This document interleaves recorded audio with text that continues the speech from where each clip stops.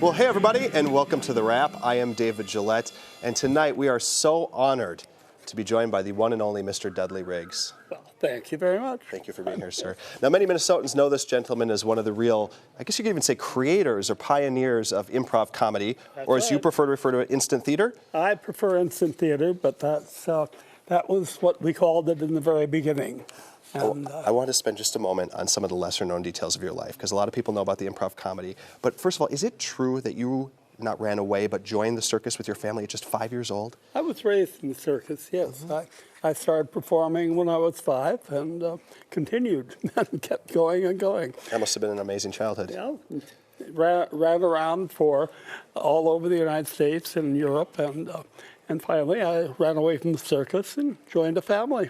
Absolutely. So, a trivia challenge for you, and you're going to know the answer. If you're wondering, Minnesota, who is the first Minnesotan to ever operate an espresso machine?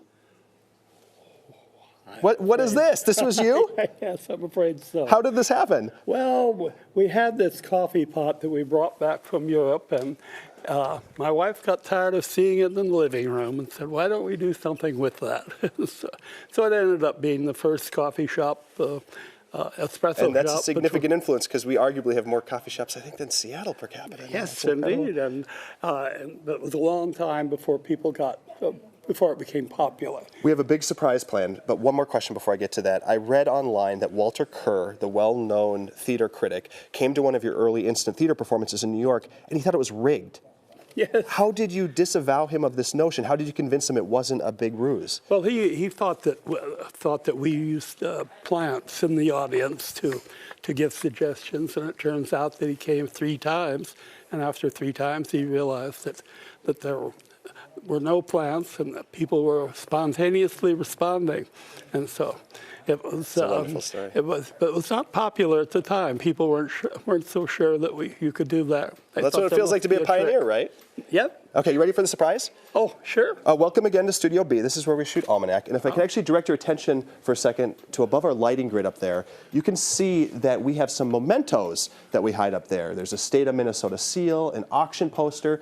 There's a great vintage poster over on the left of Eric Eskel and Jans Maybe, our original hosts. But if you take just a few steps over this way, for many years now, every week that we do the show, right up here by Paul Brown, our lighting director, and McGraw will have to follow me over here, there is actually a poster I bet you will recognize.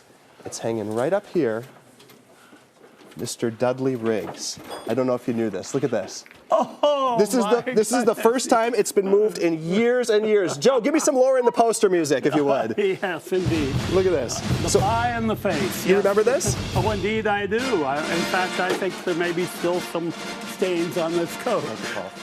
So this is a real photo shoot. This is a real Photoshop. photo shoot.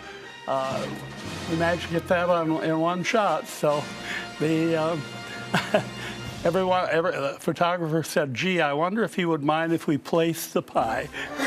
I'm so glad you remember so I said, place it. Well, week after week, this is sort of our reminder not to take ourselves too seriously, and it's been here forever. And the backstory, really quickly, you'll see you signed this to Clayton, who's our technical director, and you actually gave this to him in exchange for a 1960 playbill that he found of yours, and you see swapped up for this poster. Do you remember that by any chance? I forgot, but I'm glad you told me. Well, what we thought we'd do tonight, just to wrap this thing up, I didn't have a strong plan, but we thought we'd set this poster down, and if you'd sign it based on your second return to this poster years later, and we'll put it back on the wall and continue to have it watch over us here on Almanac. Yes, indeed. Thank you so much.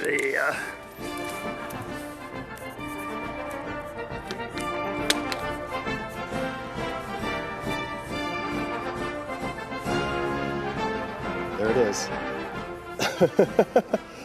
Well, Mr. Dudley Riggs, you've been a treasure in this state, and you continue to give us so many good stories. So thank you so much, sir.